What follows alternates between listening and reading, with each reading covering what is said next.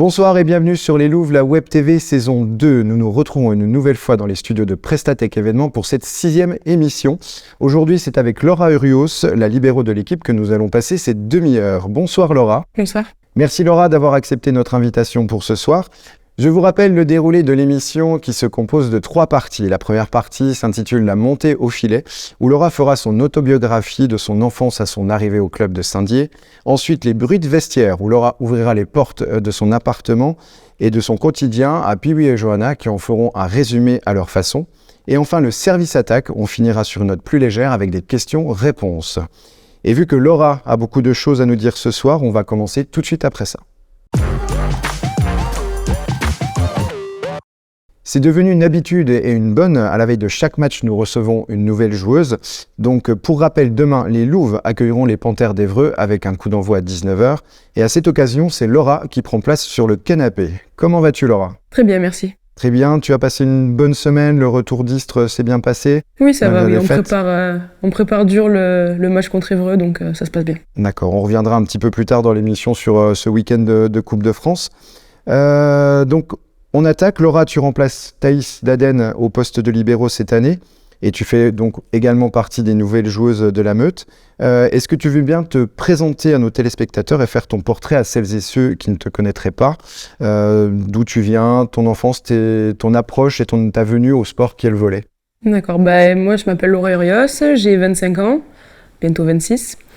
J'ai commencé le volley à l'âge de 5 ans. Voilà, d'une famille de volleyeurs. Ma mère a joué au volley, mon père également, ma sœur a été en équipe de France. Donc c'est vrai que j'ai baigné depuis toute petite dans ce milieu-là. J'ai joué pendant de nombreuses années au club d'Avignon. À la fin de ces années-là, en parallèle, j'étais au Pôle Espoir à Montpellier, où je cumulais sport-études et volley. Et le week-end, je rentrais pour jouer avec mon club. Après ça, je suis arrivée en 2015 au club de Istres, en centre de formation.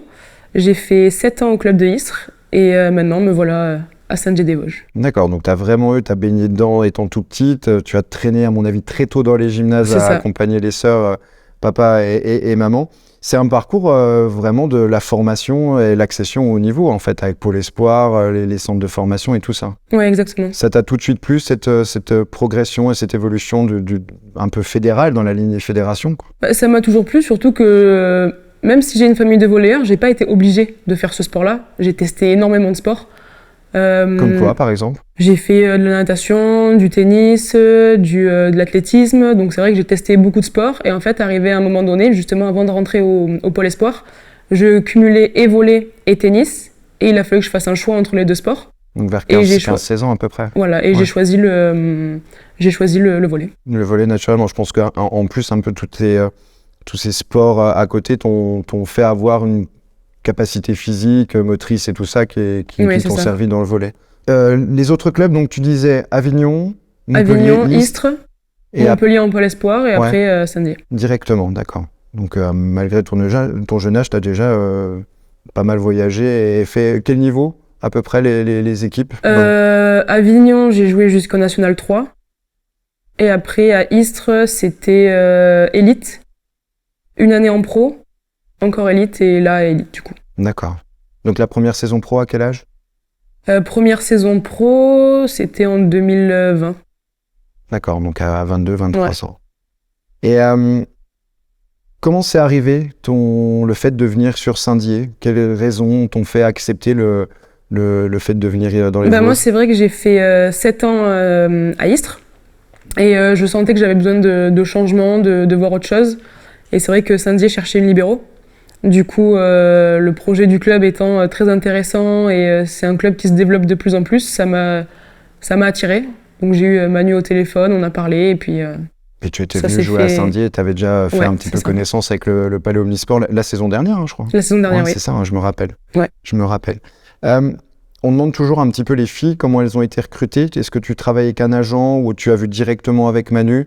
Non, je travaille avec un agent, donc au début c'est passé par le biais de l'agent, après j'ai eu Manu au téléphone, on a discuté du projet sportif, de ce qu'il attendait d'une libéraux et après ça s'est fait comme ça. Parce que tu remplaces quand même, donc on l'a dit tout à l'heure, Thaïs qui était là depuis 3-4 ans il me semble, qui à mon avis elle aussi avait besoin de bouger.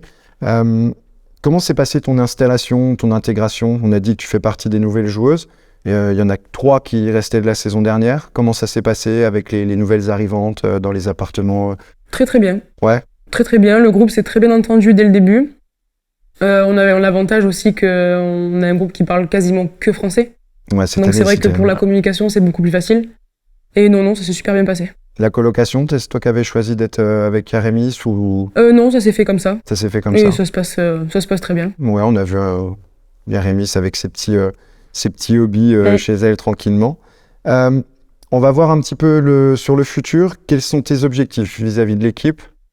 C'est un peu les mêmes que le président, je pense. Ouais, mes objectifs vis-à-vis de l'équipe, c'est tout donner pour accéder à la Liga directement, quoi. Donc, sur mon poste à moi, essayer de tout faire le maximum, aussi bien en réception qu'en défense, pour apporter ce que je peux apporter à l'équipe. Et voilà, en espérant qu'on arrive à atteindre ces objectifs-là. Parce que tu as un profil, rappelons les libéraux, c'est une joueuse qui est maillot différente, un petit peu spécialisée sur ce qu'on appelle la ligne arrière, réception-défense. Pas trop de frustration de ne pas pouvoir mettre de points, ou alors beaucoup moins que les attaquantes? Un petit peu de frustration, parce que c'est vrai que forcément on ne marque pas de points. On peut sauver des beaux points pour qu'après nos coéquipières marquent les points, mais généralement sur un poste de libéraux, ce qu'on remarque le plus, c'est plutôt les erreurs que les bonnes actions. Même si on remarque les bonnes actions, mais c'est vrai que, admettons, on fait un mauvais match, ça va directement se voir, quoi. Ouais, sur la finalité, c'est pas toi qu'on regarde sur la fin d'un point. Je reviens juste un petit peu sur ton évolution et puis ta formation. Tu as toujours été libéraux? Non, ça fait 5 ans que je suis libéraux. Avant, j'étais réceptionneuse attaquante. Le coach à Istres m'avait demandé de dépanner sur 5 matchs parce que notre libéraux s'était blessé. J'avais fait de très bons matchs. Du coup, pour l'année qui a suivi, il m'a dit « Écoute, moi, je te garde dans mon équipe, mais uniquement sur le poste de libéraux. » Donc, je me suis dit pourquoi pas essayer, on verra ce que ça donne. Et puis, au final, je me suis plu sur ce poste-là, donc j'ai continué là-dessus. Tu as continué là-dessus. Tu te vois jouer libéraux toute ta carrière au maximum? Oui. Ok. On connaît un petit peu sur les gens qui suivent un peu le volley. Moi, j'ai souvenir aussi de 2 libéraux qui sortent un petit peu du lot. C'est Jean-François Exiga sur Ajaccio et même un petit peu plus proche Théo Durand qui est de Gérardmer et qui évolue maintenant à Poitiers. C'est des libéraux qui sont très actifs, qui sautent partout, des vrais piles. Toi, par rapport à ton comportement, c'est plus calme, plus posé? Toi, tu sens qu'il faut être comme ça sur ce poste-là? Pas forcément, parce qu'il y a plein de libéraux qui sont expressifs, qui sautent partout. Après, moi, c'est pas dans mon caractère naturel d'être comme ça. Donc c'est vrai que je suis un petit peu plus réservée sur le terrain, mais... Donc dans la vie de tous les jours, pareil. C'est un petit peu, oui, dans la vie de tous les jours, pareil. Après, c'est vrai que si je suis vraiment avec mes amis et tout, je peux être un peu wouhou, mais c'est pas non plus... Non, je suis quelqu'un de réservé et d'assez calme. Tranquille, force tranquille, on va dire. Force tranquille, cachée. Cachée, c'est ce qu'on voit un petit peu. Je commente les matchs et je vois que c'est quelqu'un de serein sur qui on peut se poser et qui craque pas au niveau mental, etc. C'est vraiment... les joueuses de l'équipe aiment bien justement d'avoir ce calme posé derrière par rapport à la confiance qu'on doit avoir sur la libéraux. Je sais pas. Après, je sais que sur un poste de libéraux, il faut que je m'impose plus sur le terrain. C'est ce que j'essaye de faire. C'est un peu compliqué pour moi parce que c'est pas, comme j'ai dit, dans mon caractère de base.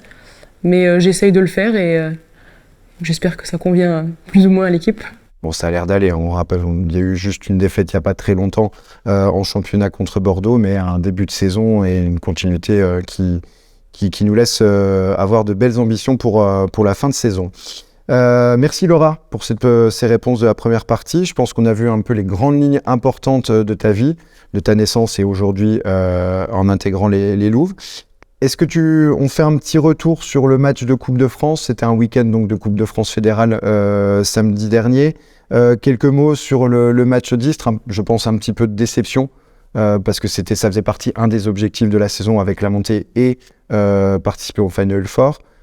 Ça s'est passé comment le match et après le retour, la fin de match, le débriefing de Manu, tout ça, juste succinctement? De la déception, forcément. Ça fait jamais plaisir de perdre un match, surtout qu'une Coupe de France, être en demi-finale de Coupe de France et potentiellement atteindre une finale, c'est juste génial aussi. Donc Donc voilà, après ce que ce match nous a apporté, c'est que sur certains points, on n'est pas si loin de Istres. On a bien sûr des points à travailler pour justement les 2 matchs de play-off qui vont arriver. Et maintenant, on prend ce match-là, les côtés positifs et négatifs, pour travailler dessus, pour justement être beaucoup plus performante sur les matchs de play-off qui vont être importants pour la montée. Ouais, c'est ça, c'est de tirer les apprentissages de cette défaite. Je pense qu'il va y avoir un gros boulot vidéo de la part de Kevin sur ça pour préparer les 2 prochaines, limite les 2 prochaines échéances plus importantes que la Coupe de France. Même si la Coupe de France était un objectif, rappelons-le. C'est parfait, merci beaucoup. On passe tout de suite à la deuxième partie. Maintenant qu'on a beaucoup d'informations sur le passé de Laura, il est temps de passer au présent. Sauf que recevoir Piwi et Johanna qui viennent fureter avec leurs caméras de haute qualité s'avère toujours un exercice difficile. Laura, en un mot, comment ça s'est passé de les recevoir les 2 toute une journée ? Eh bien, super bien. Super bien. Un peu d'appréhension parce que forcément, t'as les caméras qui viennent toute une journée à la maison et tout, mais au final, la journée est passée vite et ça s'est très bien passé. Bon, ils sont une compagnie assez agréable, généralement. Bien, on regarde comment ça s'est passé et on débriefe juste après. Oh, salut Johanna. Salut Piwi. Tu tombes bien, je pensais à un truc. Attends. Aujourd'hui, on passe la journée avec Laura Rios, la nouvelle libéraux de cette saison. Et bien justement, j'ai appris qu'elle était un peu maladroite et du coup je me suis dit que comme objectif, aujourd'hui, on pourrait essayer de filmer un maximum de boulettes. Pourquoi pas ? On y va ? Bah on y va. Allez, on y va. Piwi et Johanna, bientôt dans les salles obscures. Ah oui.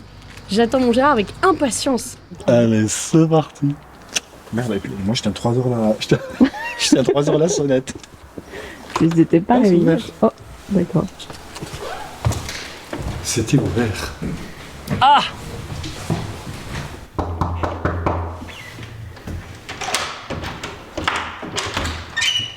Bonjour. C'est pas des croissants. C'est quoi toi ta petite routine le matin ? Le matin, je me lève, il est quoi, vers 8h50. Ah oui, donc Après, t'as chevé là. Ouais, mais bon, il y a des matins où c'est plus compliqué que d'autres.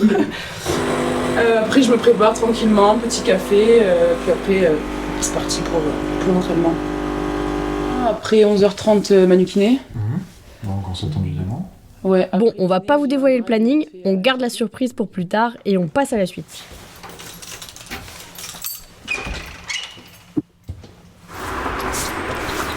Viens dans la Lolo mobile. Là, c'est direction Dire. C'est ça, ma dire. Et du coup, là, c'est pas obligatoire. Non, le mardi matin, généralement, c'est pas obligatoire, c'est à la carte. Celles qui veulent venir, elles viennent.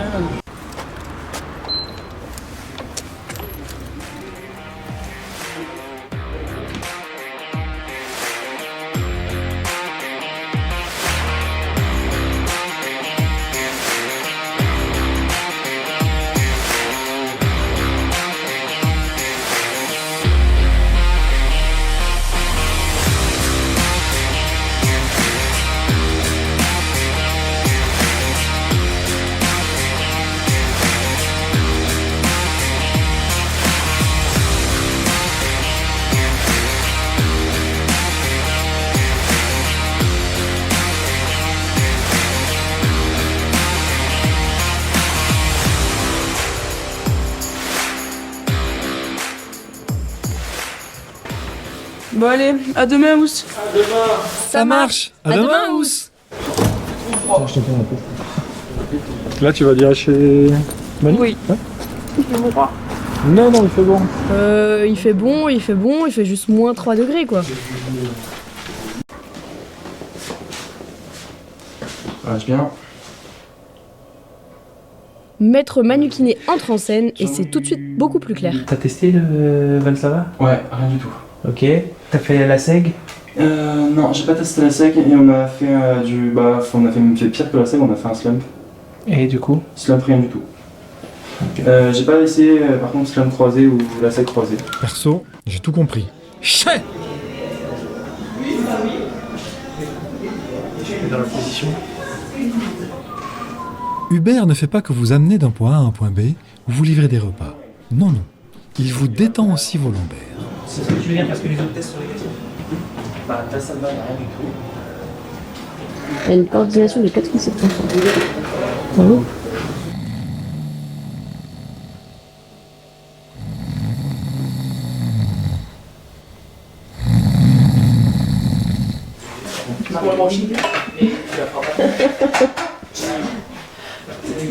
Tu fais kiné et en même temps, c'est son coiffure, c'est pas mal.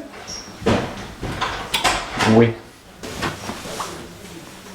Là, ça chauffe, maintenant ça chauffe. Puis pendant ça, Laura, elle va ce qu'elle est. Ce qu'elle est.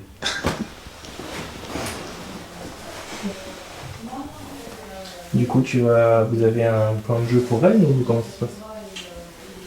On n'a pas encore fait de vidéo, mais ouais, on va faire. Là, il vous fait pas travailler encore pour elle Non, pour l'instant, pas encore.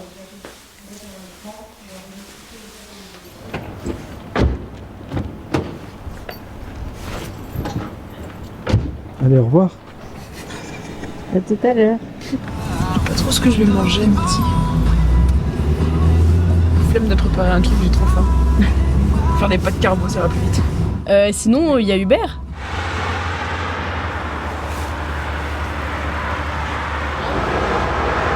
Et tu fais souvent des drives? Ça dépend. Ça dépend. Si j'ai la flemme d'aller me perdre dans le magasin, oui. Ouais. Et c'est plus pratique dans le sens où tu vas dans le magasin, tu vas passer dans un rayon où t'as pas du tout envie d'acheter un truc. Tu passes devant, je sais pas, le rayon saucisson. Ah tiens, si je prenais un petit saucisson, tu vois, alors que à la base, tu l'aurais pas acheté. Ouais, alors moi, je valide à 100%. Ça vous le fait pas à vous aussi? Cadreur, ok, ça je veux bien, mais pas sniper, hein, on est d'accord? Oui, bah c'est bon, regarde, là j'ai flouté. Du coup, tu te fais quoi manger? De l'eau chaude. C'est ça, un petit bouillon. Pas de carbo, ça va être simple, rapide. Et j'ai trop faim pour préparer un truc trop long. Sa mère cuisine numéro 4.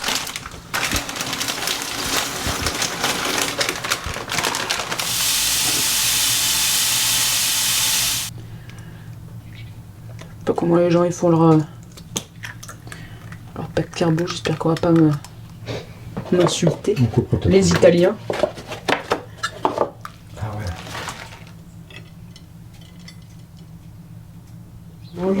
Oh l'angoisse. Allez. Et en plus, personne qui te filme, hein.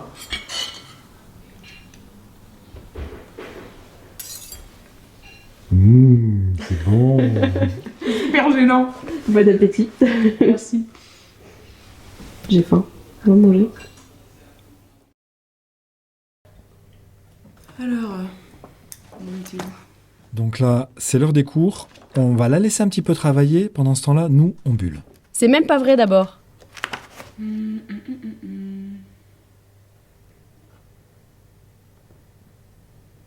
T'as des animaux ou je sais pas, des parents? Oui. Oui, j'ai. Ça basse court chez moi. J'ai des poules, j'ai des canards, j'ai des lapins, des pigeons, chats. J'avais un chien. Et avant, on avait des chèvres.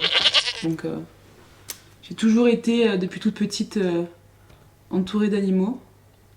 On passe enfin à des choses plus intéressantes. Avec un tournoi de Mario Kart!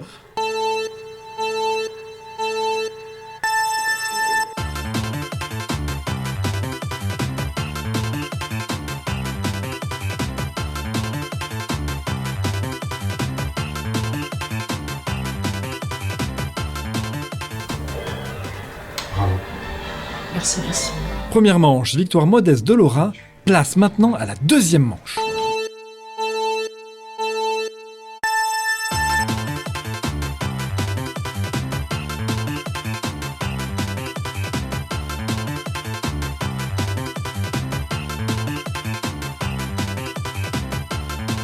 Ah si, ça me Ah bah désolé, mais ça m'a fait tomber. Et tu t'es pris ma carapace. Me banane. Au revoir Laura, à bientôt, merci d'être venue. Allez, on va laisser Johanna finir quand même. Deuxième manche, victoire beaucoup moins modeste de Piwi. Yes!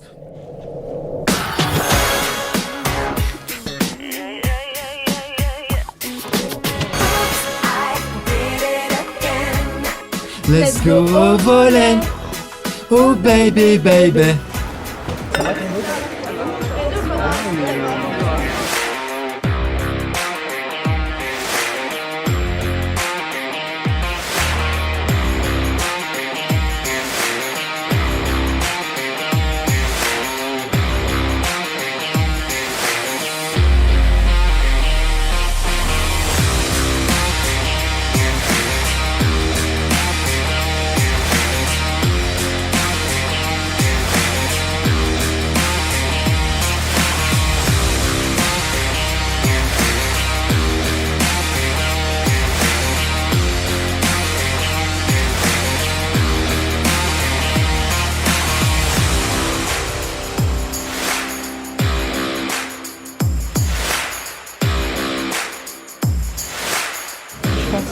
regarde où?